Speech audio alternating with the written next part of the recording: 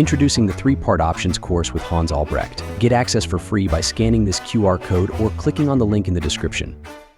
Hey, greetings, everyone.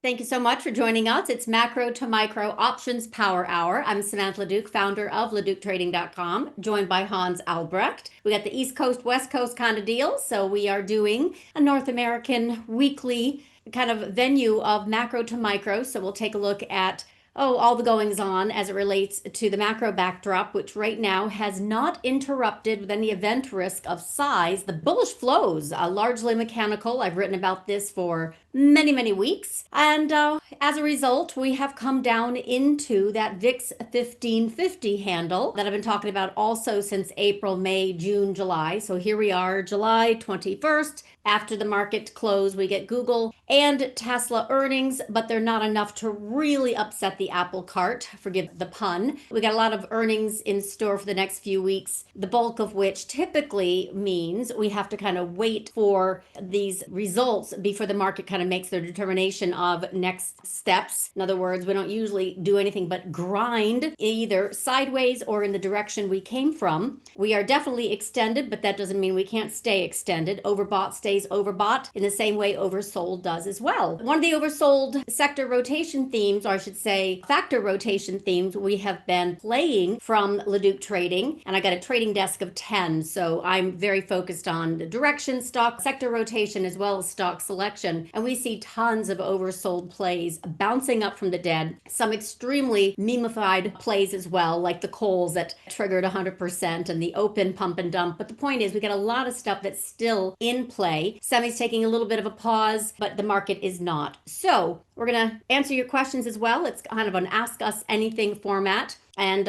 we put it out there to the public, and we do this once a week, and we're very happy that you join us. And now I'm going to turn it over to Hans for his thoughts of what he is also playing, because he teaches options. If you look at LaDucTrading.com, we have Options Scout, which is a standalone, learn at your own pace. It's fabulous, and you can also sign up for individual coaching, and or you can join us at LaDuc Trading. We have a Slack member workspace where we each post our analysis, education, and trades. So he is doing that from his member channel. And now we're just going to throw it over to you, Hans, and say, what do you see? What do you like? Any response to Google and Tesla that's really got your attention? And nice new bright backdrop you got there.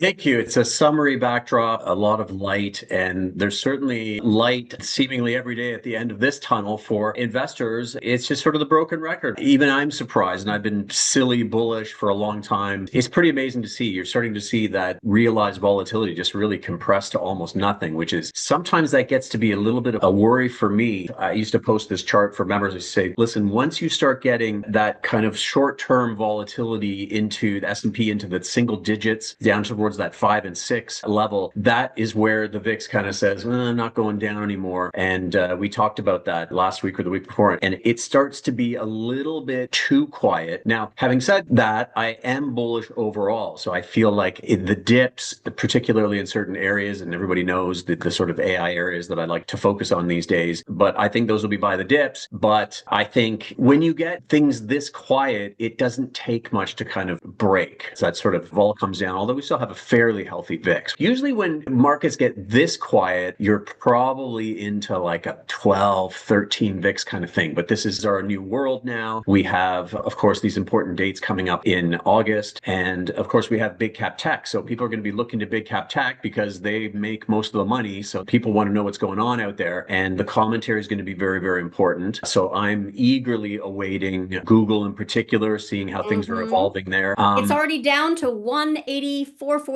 Oh, let me show you. We already have a little bit of action here first thing, since I know you've got some position in here. But of course, one and done is not the end here. So Google on the intraday is down to a support level that I happen to have, 184.45. So earnings for Google is out. Commentary to follow. Didn't mean to interrupt you, but you asked. It doesn't look like much at this point. Not yet. Everyone's going to want to know what the search situation looks like. I think we can all concede that they are outside of the sort of issue that they have there. there in terms of replacing some of that revenue and how well they're doing that. I think it's going to be, they're one of the strongest in many other areas, one of the very, very strongest. I think I was writing about this today. I mean, we really don't know how things are going to play out at the best of times. And so this AI phase is just going to turn that up to 11. And we're really not going to know how people are going to navigate this sort of technology and who's going to put it to use, who's going to figure it out. But the companies with ecosystems, we see that really playing out in Microsoft, for example. So at some point, AI, I mean, they all might be sort of similar. You see people talking about it. They think Perplexity is better, or Gemini is considered very, very good. GPT had a bit of a hiccup there with 4.5, but they're all going to be kind of sort of leapfrogging a little bit. And I kind of feel like in the end, they may not be dissimilar. I mean, there's only so much data, so much insight, and it's really how you use it that makes the big difference. The pilot will have a lot of control here. The prompts, the way that you form your requests and your projects and things like that. So in the end, it may be a bit commoditized in a way, and it's really going to be the companies that find value beyond that. I mean, there might be like a super AI that you'll pay $2,000 a month for, and maybe that'll add up for one of them, something spectacular that will tell you how to fly to the moon, build a rocket in your garage, something crazy. But in essence, I think it's going to be who creates value. And that's where Microsoft is going to have a really big advantage, because they already had that ecosystem. That's really what they've built. And now as you infuse AI into the ecosystem, Google's another one. They have the suite in there, and they are certainly, by most measures, commanders of a good chunk of data, having been around for so long. So it's going to be interesting to see how that plays out. A lot of the expectation on Google is on their CapEx, and right now they are claiming fiscal year is about 85 billion. This is their earnings just out. Saw about 75 billion, estimate was 73 billion. So that's one of the positive cloud growth numbers in revenue and backlog, profitability, etc. But this is still not, as you know, my focus of AI, which is yours. It's the concentration risk within the FANG stocks, specifically the S&P 10, not just the MAG 7, and how it is unwieldy when it gets obviously kind of above its skis. They're pricing in so much forward growth and, of course, a large moat, not necessarily to be determined whether it can actually follow through, but at the expense of so many other companies. The good thing is that earnings, because the bar was lowered, they have been absolutely beating. It's flat year over year or falling. So real economy still is not there yet as it relates to the bullishness of the stock market, but then it has the Trump put constantly coming out. So one stock for me isn't going to make the difference, or a Tesla, which of course also pricing in a lot of future robo-taxi and robots and the like. So you've got, however, this sentiment, which is absolutely a driver for the narrative of higher. And I still, as I mentioned, am not seeing selling underneath the surface. So we keep coming back here every Wednesday. It's like a check-in. Okay, so now we've hit that 1550 for VIX. Doesn't mean we're going to turn around now. In fact, June 3rd, I updated that for clients to 1458. And there is even a gap down at 1477 from February 14th. But the point is, you've got a lot of expectation here that we're going to get into some chop because of tariffs. Well, Trump yesterday did a deal, he says, with Japan, lowering the expected tariff from 25% to 15%. And Japan, the Nikkei, and then related stocks like Toyota gapped higher last night. Toyota in particular benefits. Their auto financing deal on that trade side of it actually caused a 13% gap higher at the open this morning. So it was quite a positive response. It still has a lot of work to do to repair, but the point is those types of reactions on headlines are right now still coming in quite bullish. The other side, tariffs for China were pushed out. So yesterday they said instead of the tariffs coming in on the deadline, which had been extended to August 12th, they're pushing that out another week. Taco has been kind of priced into some of those stocks, and this was a recommended sector trade of the KWeb, FXI, BABA, Baidu, JD, and in the past few weeks it has been doing great. And the Shanghai Stock Exchange has also been doing really well as a laggard rotation play. Again, bottom fishing. That's actually working really well. So this has some more fuel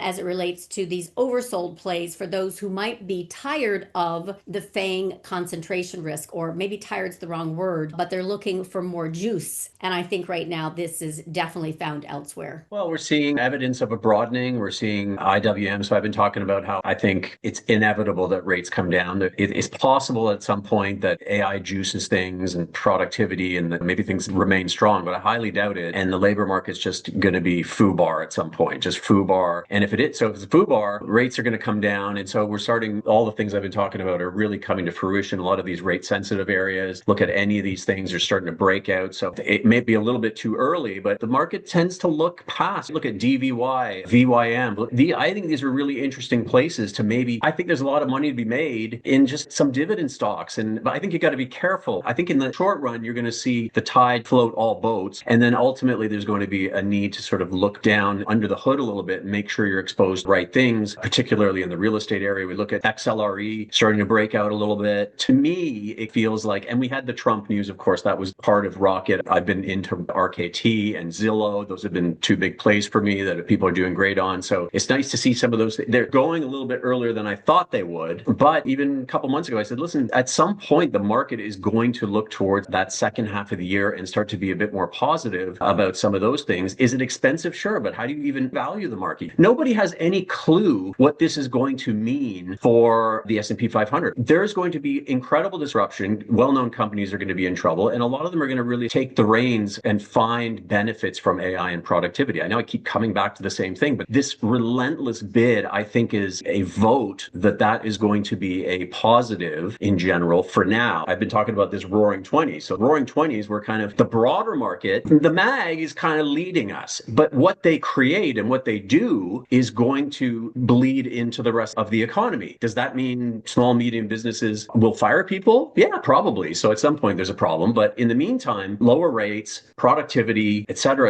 this just starts to move into everything. So it's this sort of roaring 20s domino effect where, yeah, there's some expensive stuff out there, but there's a lot of stuff that's 13 times earnings, 14 times earnings. So that has been forgotten. So I think there's interesting things to latch onto. Maybe we have a little growth pause here as we start to see some of these other things play a little bit of catch up. I've been positioning in some of these dividend plays, some corporate paper, things like that. There was one I was looking at, had a little bit too much oil exposure, but I think is okay, but I'd rather not be involved there. IDU, look at the IDU chart. We've got utilities. So I created this chart for members that sort of shows you the resilience to AI, but the sensitivity to rates coming down at some point. And utilities, look at that and you go, well, they've got this nice bonus from rates, but they've also got this exposure to AI. So it's a little bit of two things happening there. Now, some of those names are expensive, but that's an area that you could really see take off. So I think there's fun stuff to look at, and they keep going. Hood, I've sold some cover calls. I sold some positions. As you know, I've been riding that all the way up. So I sold out a chunk of my positions, and I've been selling some calls against, which is what I tell folks all the time. Actually, I had a member who said, listen, I'm long this RKT, and thank God you told me, be very careful with cover calls because it's starting to run now. And I said, yeah, a lot of the time it doesn't really make any sense. Everybody focuses on this income trade, but it's not income. It's giving up upside if you're not careful. So fun stuff going on, I think. Let's talk about the rate comment, though. It caught my attention right away as well. So I know nobody agrees. I know they're pricing in sticky inflation. I get it. No.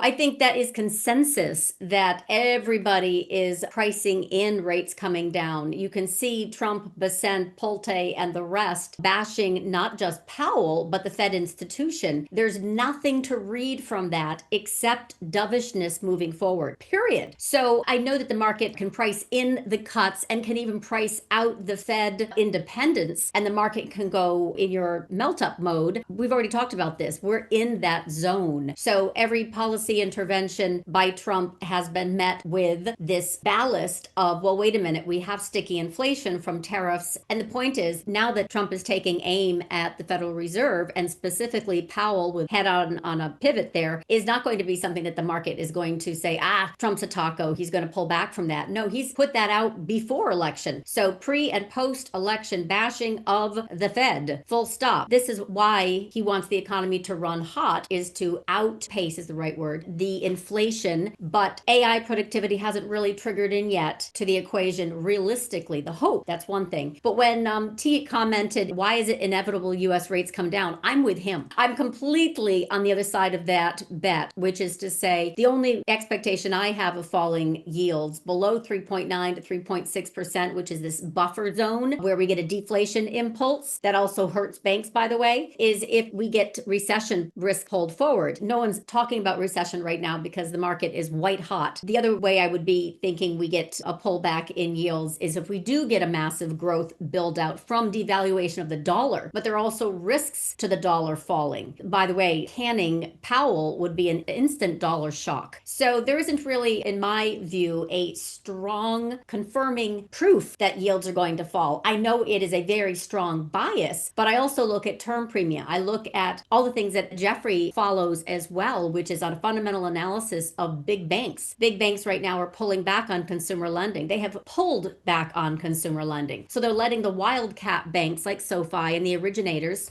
run forward hot and heavy. A lot of his analysis on big banks from JP Morgan to Wells Fargo to PNC and UBS is really focused on consumer, because consumer spending makes up 70% of GDP. And if you don't have this massive growth build out that Trump, Ascent, Keep, and Hasnet keep yelling from the rooftops of 3% growth per annum for 10 years to basically help inflate this debt away, if you don't have this materialize, but in fact the opposite, then you're going to have a massive sticky yield spike with inflation. Prices move higher, spending and consumer health degrades. So just because banks are able still, like Bank of America just raised their dividend and authorized another 40 billion buyback, just because the largest of large companies are able to finance cheaply and then financialize through their stock manipulation, it's very, very different for consumers. They're not in the same boat. So long story short, I don't think that this is a fait accompli, that yields are going to come down on the long end of the curve. And in fact, you have a whole bunch of macro wonks who are saying, we don't trust the long end. We're only buying the short duration because we don't trust the long end.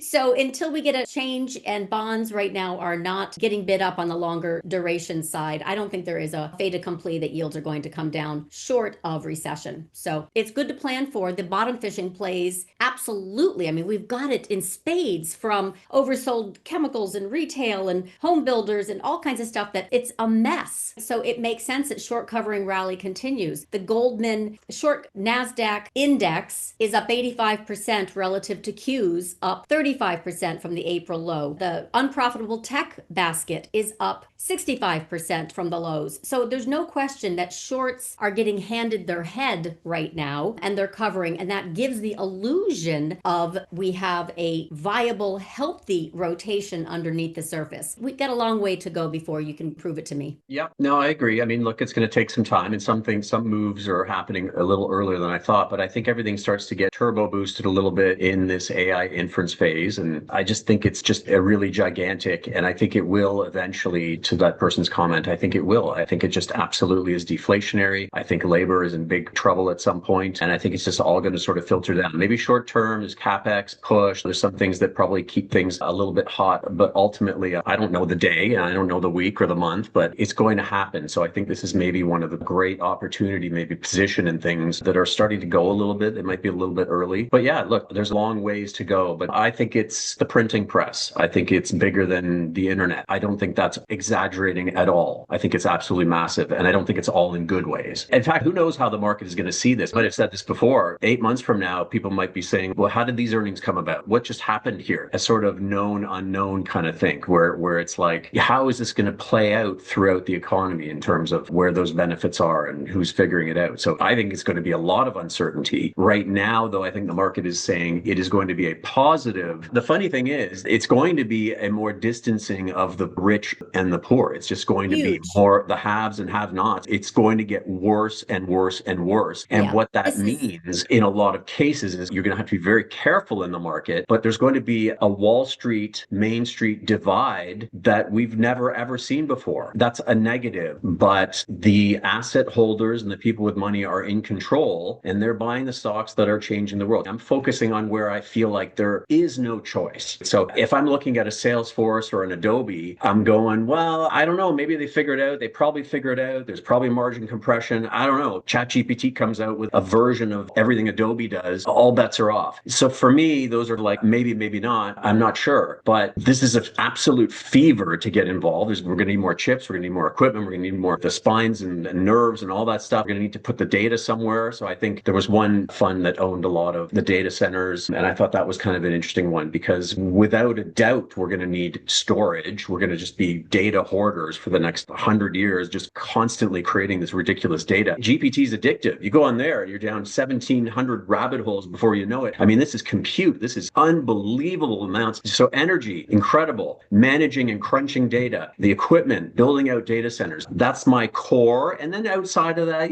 maybe a little bit of Reddit and, something like Hood, I think has huge upside, although it's tripled. So I think you've got to be selective. And I am definitely starting to hedge. So as bullish as I am, I feel like, in fact, I've been having sort of daydreams of really at some point starting to pick up. I don't know what could break at the end of this particular run, but something's going to break, whether it's the economy and unemployment going to 15%, or I don't know, something's going to break. So I think as this goes along, I am going to be loading up on downside protection, probably like I've almost never done. I think this market could be melt up into the meltdown, as you've been talking about. I've been posting about it nonstop because I don't see the selling underneath the surface, because the animal spirits, because the grift, the volatility suppression, the rate suppression. The meme stocks are going again, Samantha. The meme stocks. Exactly. It's insanity. Yeah. So when you have a market that is obviously ignoring potential shutdown risk, believe it or not, that is something that no one's talking about. But I actually just wrote about that again for clients yesterday, going September 30th is still coming. And there is a leader who wants power over the purse. And one way he can get it is through all of these distractions, whether Obama, Epstein, Iran, Powell, as it relates to push off the rescissions and the reconciliation in Congress that actually needs to be done to spend the money that they just approved. Otherwise, Trump can come in and actually start threatening shutdown and allocating and controlling. There's actually some risk that's coming into the end of September, aside from the trade rollout, if you will, in mid-August, which has just been postponed for China because the market has already priced in rate cuts that may or may not come, but it's also priced in taco. So this softening of the trade rhetoric. So we don't have enough data until the end of the year to see how the pricing pressures are going to affect consumers and or companies, not just GM yesterday saying we absorbed a $1 billion profit hit because we didn't want to pass on those prices. So again, consumer lending has come to a screeching halt. That's not going to help the end of year. And bashing the Fed can create a confidence in crisis as it relates to the dollar. The long end is not healthy. The term premium is not weak. So I don't think it's a fait accompli that AI is going to save the world, and its productivity gains are yet to be determined. Earnings right now is flat to falling year over year, but of course, quarter over quarter, they're crushing it. So I think the market reaction right now is getting way ahead of itself. But from an intermarket analysis perspective, I keep saying every week, I don't see the selling yet. In fact, the melt up risk is real. So of course, I've already profiled the higher levels in SPX and ES, and I run a live trading room so I could do this every single day to see, is there any breadth of destruction?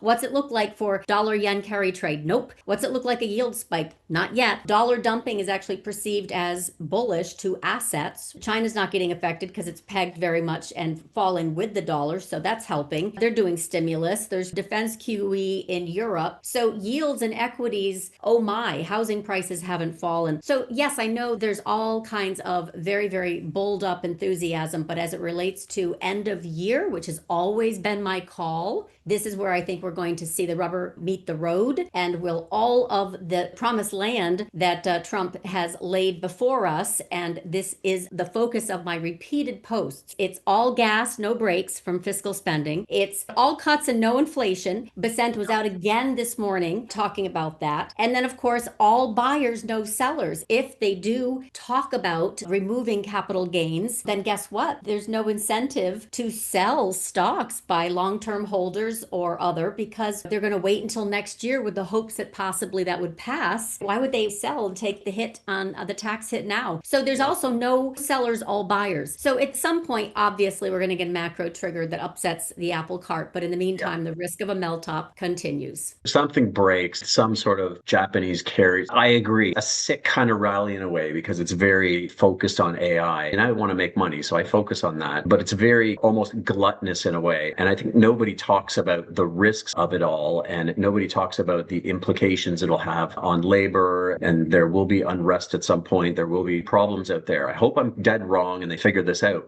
And we once again, as we have for thousands of years, react to technology technology and innovation, the internet came out and, 3.6% unemployment. So maybe we do figure out something like that. I have a feeling this is quite different because it does everything. And so it's a bit of a sort of gluttonous push into the market based on this promise, this dream. So it's almost unsettling a little bit, but it is amazing. The bid is quite amazing. I mean, I attribute it a lot to AI, but still, I think people are still a little attribute it to Trump offside. always pumping, but They're pumping, whatever, yeah. to each their The own. Trump, The right. Trump pump. But you are getting a question. How are you hedging, Hans? DCA in for a certain period? I think you had mentioned, Luke reminds, of a December put spread, buy the 590, sell the 525. Yes. That was one that you profiled last week. And December is a better place because the folks that were way too anxious about July and August, those puts got just steamrolled. They got taken right off the board for the June and July options expiration. Now all that August 12th for the August options expiration on the monthlies is going to also be liquidated because they just moved the goalpost and pushed out the deadline for a week. So rolling.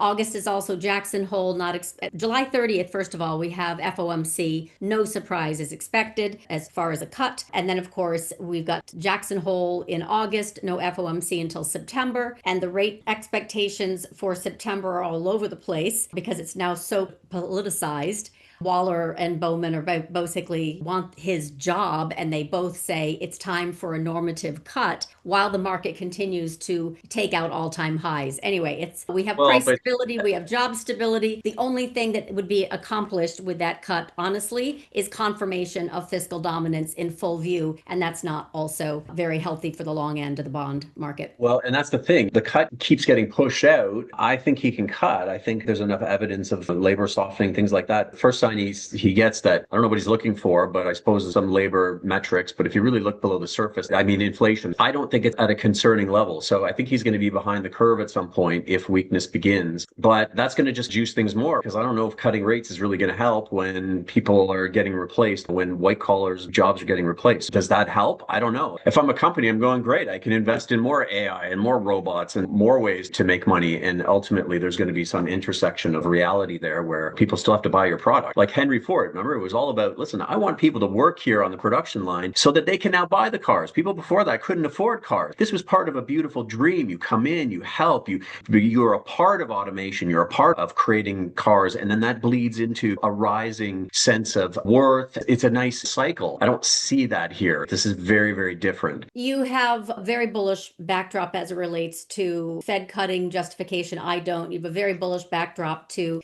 disinflation. I absolutely don't. There's inflation everywhere. The rate of change is not how Main Street measures compounded inflation. And of course, the whole fiscal dominance over monetary dominance is dead. So, having Fed be basically the errand boy for Trump is exactly what he wants for total control. It doesn't mean it's necessarily good, but I'm not defending Powell either. The long and the short of it is, I think that we have a melt-up market that's been in play because of policy intervention, and we get our way. We can have some reversion to mean trades, like on a shorter duration, but for the most part, market is still bid on speculation. Absolutely, we have easing in the marketplace, not tightness, and there hasn't been any growth scare yet to trigger a deflation impulse. And until there is a macro event risk or a growth scare, the market will continue to kind of do what it does, which is just climb that wall of worry and economic, honestly, flatness. It's just flatness, but we don't have... They keep pushing that rate cut out, and yet the market is still strong. It's still in. Now, I know some people are offside. Having done this a very long time, that was the most offside I've ever seen smart money. I mean, they just missed a massive part of that rally. And so I don't know if I would call that the smart money, the dumb money, because when I look at Jeffrey's research around big banks, I consider that smart money. And the fact that they are pulling back, they have screeched to a halt in consumer lending. That's smart. That's in anticipation of something bad happening. So they're letting the renegade wildcatters go. But that's not indicative of health. I call smart money fast, but the slow money is not dumb. I don't think they're smart enough to see that. I mean, maybe at some point. I agree. I would not be exposed to the personal lending side of things. Maybe we get this sort of honeymoon period where it's okay and we keep kicking that can down the road. But at some point, I would not be exposed to any of that. So if this is going to be asset holders and rich get richer, and then there's going to be, the rest of the world with pitchforks. And if you have to invest in the things that are going to be supportive of that. So you have to be very selective. It isn't just owning all the banks. I would rather own the people who are going to trade this market, the people who are going to do the IPOs, the people who are going to do deals, the smartest guys in the room who have no scruples whatsoever. Frankly, those are the people that you want to own, sadly. They're going to figure out how to make this work. So it's becoming a weird bifurcated market in a sense where you kind of have to be in the right things. Or Netflix pulled back a couple $100. Oh, maybe not that much, maybe 175 or so. Sure, it got a little bit ahead of itself, but that's an interesting name to me. It's tech, but it's the cheapest entertainment around. One interesting thing, I saw somebody talking about this, and they said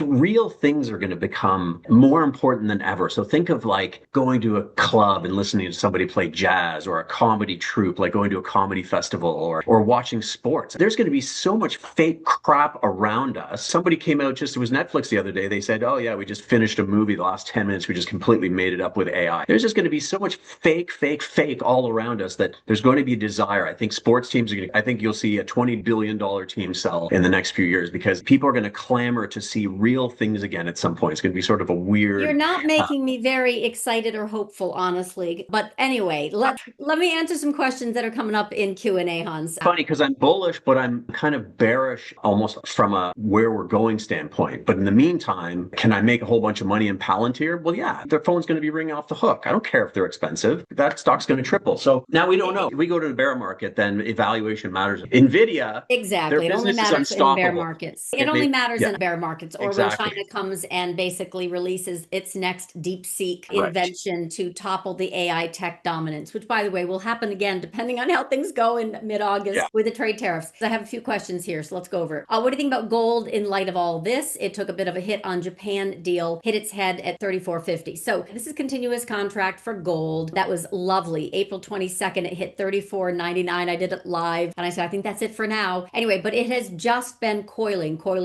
So should we break out, like you just said, 34.50, we could do a fake breakout and fast failure and have a little reversion here. But for the most part, gold is bulled up, and there are macro reasons for it that are immense as it relates. All gas, no brakes plays into it, Samantha. The fiscal spending is part of this fiscal dominance, which gold is a hedge against, but it's mostly the fact that our U.S. trading partners are now trading amongst themselves outside of the dollar and using gold for settlement. Again, we have three ways that we have this huge, massive trade deficit with other countries because of our exorbitant privilege with the US dollar. Now, countries outside have obviously decided they don't want to have so much dependence on the petrodollar. China has this mandate where they have driven their economy toward EV, which is a huge economic stimulus to not have to import so much of our crude to refine and use in their production, and therefore they have less dependency on the petrodollar. They want to get away from this immense dependency also of dollar trade. So they're settling outside of the dollar and in gold. So this is one of the main reasons. So it's called an external drain for those who follow Jeffrey, who's on our trading desk. He's the classical economist, and it's very, very common in fiscal dominance. So that's going to continue. Now, it depends on your time frame, but gold and silver and such, this was the most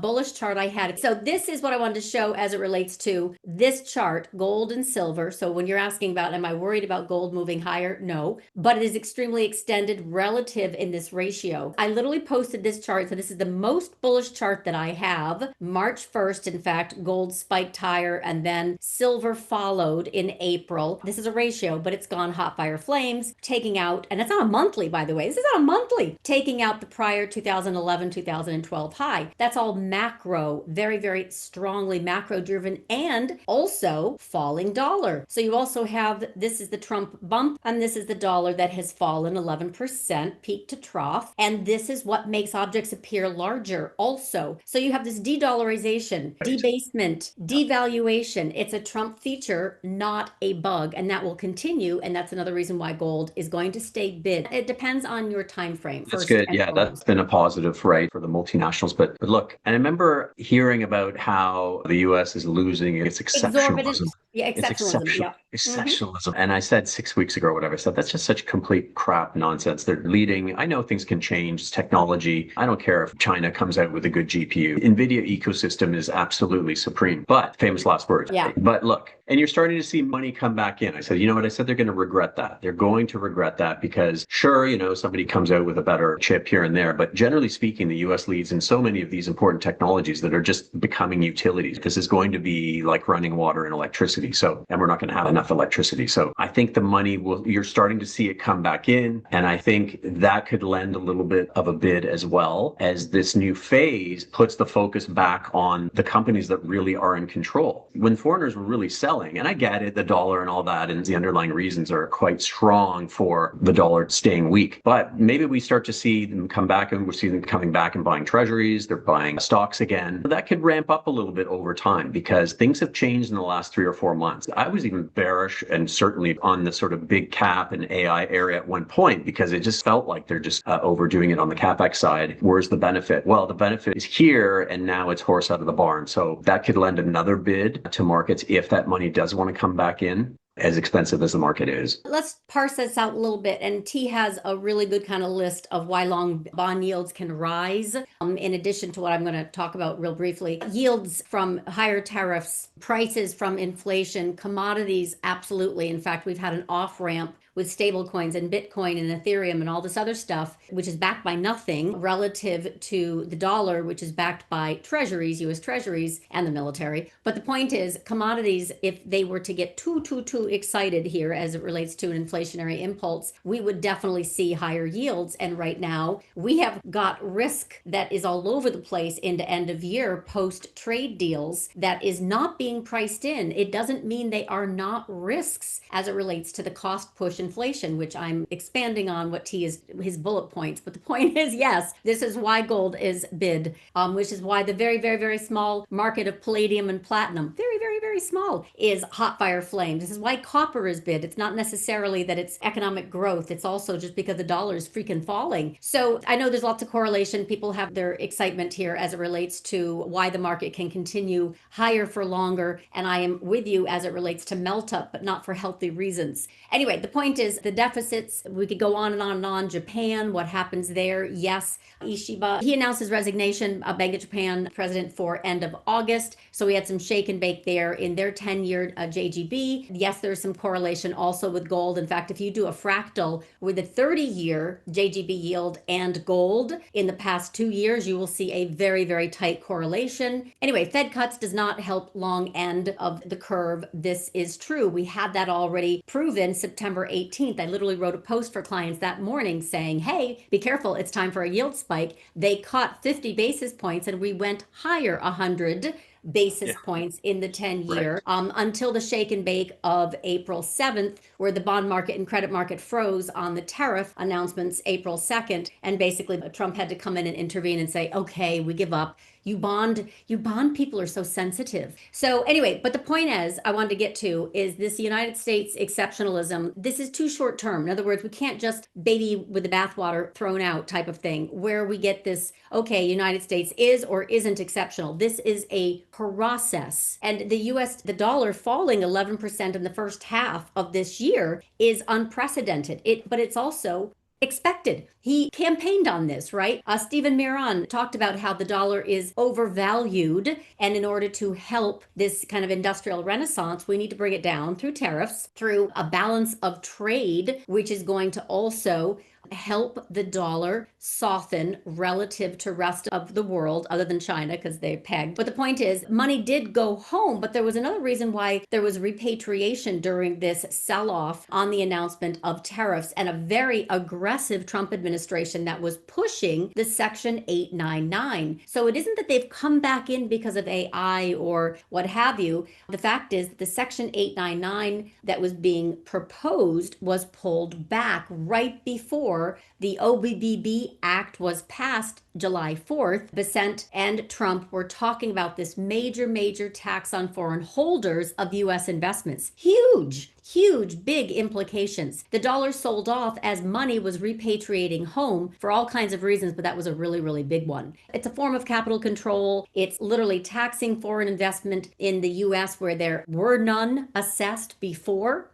So they had all kinds of reasons to exit stage left or to chase yields abroad or to just keep their money at home.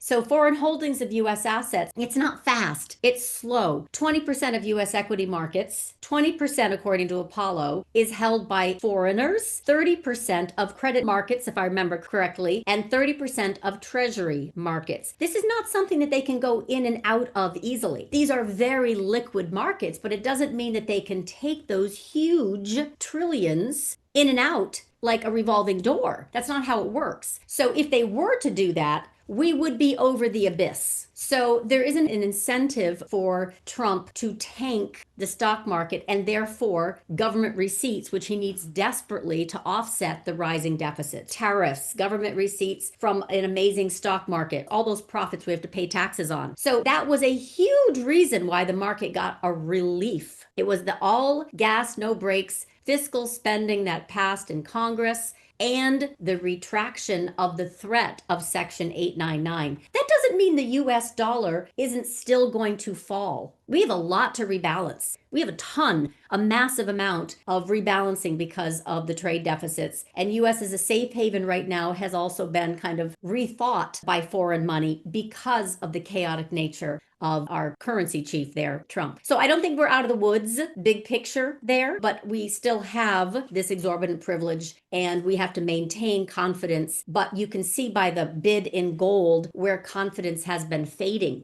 It's more than just capital flows. It's a capital war. I think that's another reason why gold is absolutely holding up extremely well and will continue to. What do you think of the Ethereum trade, Samantha? This whole idea that, I mean, it sort of languished for a couple of years. It didn't do very well. There was a competitive space in that stable coin. It looks like it's going to become that backbone. I'm trying not to support Tom Lee too much here because he's the guy. He's making a lot of money off this now. But you know how I feel about this whole ecosystem. It's very tradable, but it's backed by nothing. Whether it's the Trump coin, the Millennia coin, now I know they have different infrastructure purposes, but the point is it is still backed by nothing. So you can have a fabulous trade. We set that up weeks and weeks ago. It looked like it was about ready to explode higher. You get into this 38.50. Now we're having a little pause because you got a 4-year weekly trend line. It's hitting its head up against. I mean, I look at everything from a trading perspective, but there's very few assets that I trust for investment. That's where we differ. So your trade, your trade time frames, you have to follow the crowd because that's where the money flows. I get that. But when it comes to the health of consumer and the fiscal dominance impact on yields and the direction of the dollar, and by the way, its corresponding impact on foreign holders, I'm very interested in that, but it's not necessarily tradable. It's the warning that things may appear healthier than they are. And so therefore I have to be on alert for any macro risk that will in fact trigger the real reason for a market pullback, correction, crash. So for right now, we're in melt-up mode. So we can talk about Ethereum. We can talk about open coals, which had been set up as an oversold play for higher as a bottom fishing play that all of a sudden Luke is like, oh my God, I just had my best day ever because it doubled. It went up 100% on a stock basis and his option went boom. So that's lucky more than it's good. That's short covering. We can play all kinds of things on a short covering basis, but that does not necessarily mean that the market is healthy and the economy's getting better. So just, I want to parse that out and be the teacher voice in me says, know what you own, says know what you own. Agree. I have to agree. And then that's why I'm sort of I'm playing the fun, I'm having the fun, but I'm trying to play the things that are sort of undoubtedly. Luke is in the room. He's like in capital letters. Hey, some of it was skill. No, your execution was perfect.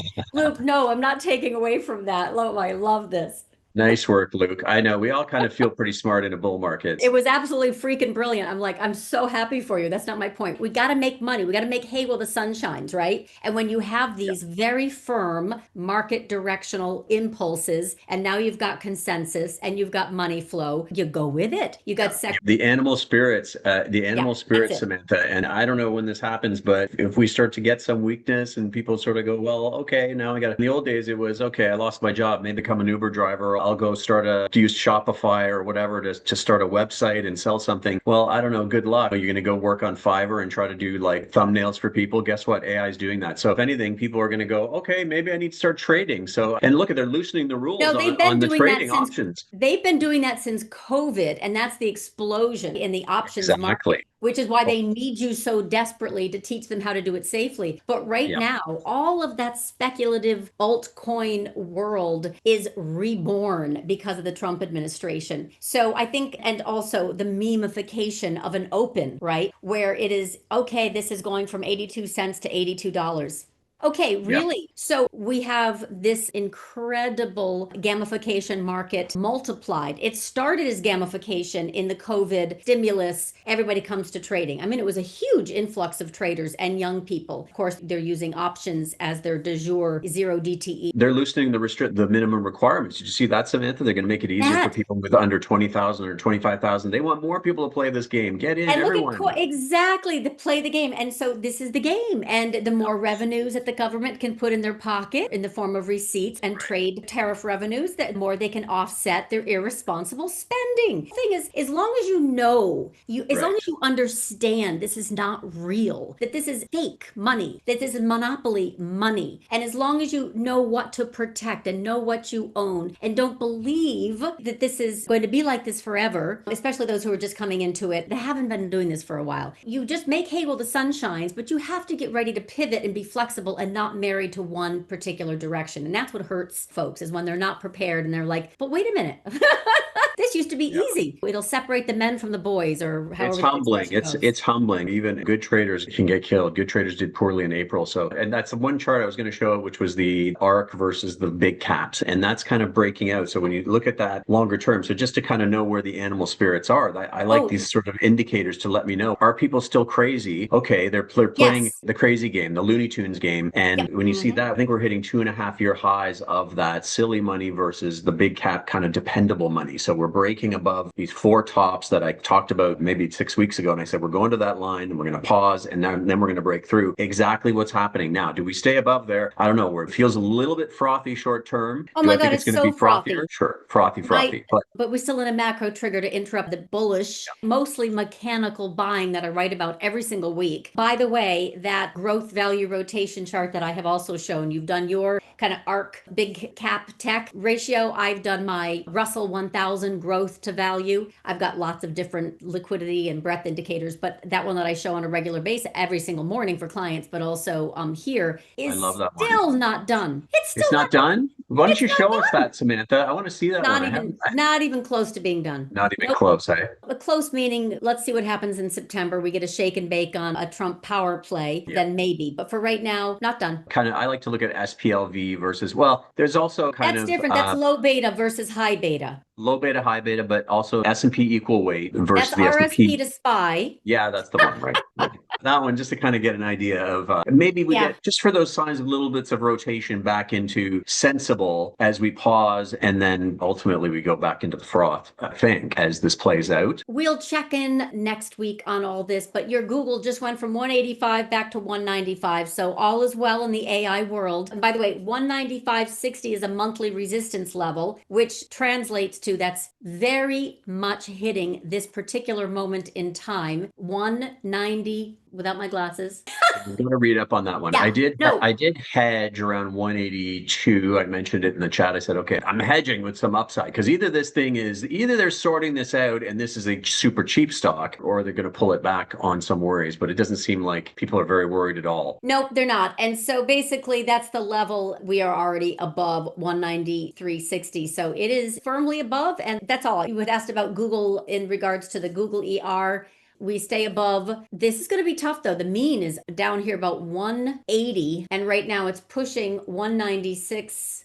So we have a lot of froth, and how I determine Yeah. froth is its percentage away from its mean, and also the duration and the breadth and the liquidity. And basically, we're in froth, full on. That's all there's to say about that. So I'm going to wish everyone a great rest of the trading week. We'll be here next Wednesday and show obviously how some of these big tech cap reactions, but we've got more. We've got Apple coming up. We've got Amazon. We got all kinds of stuff. Okay, bye. Good night. I know you're in Spain. Thanks so much. More See charts everyone. next week. We've got to get some option stuff in here too, because I have put some very bullish option flow into my China plays. I want to give a little bit more time, but we got to talk about China because I think this is going to be hot fire flames. Upside still cheap. Shorter term, not as cheap because we kind of jacked up the call skew, but some longer term options, that upside is not expensive. So if you want to keep playing the melt up, there's, I think, a lot of things priced well. So I got upside in Google, price as well. Upside in Nvidia, price as well. So there are ways to keep playing it. And I think that's what about China plays next week. Yeah. I think this is going to be a multi-month theme. I don't think we're missing it. I presented this last month. It's absolutely ripe, but it has lots of legs. So we'll talk about this next week. And Google's pushing 197. So congratulations, bulls. Talk to you later. Cheers. Bye. Yeah, guys. Subscribe to LaDuc Trading YouTube channel for more macro to micro options power hour and other content.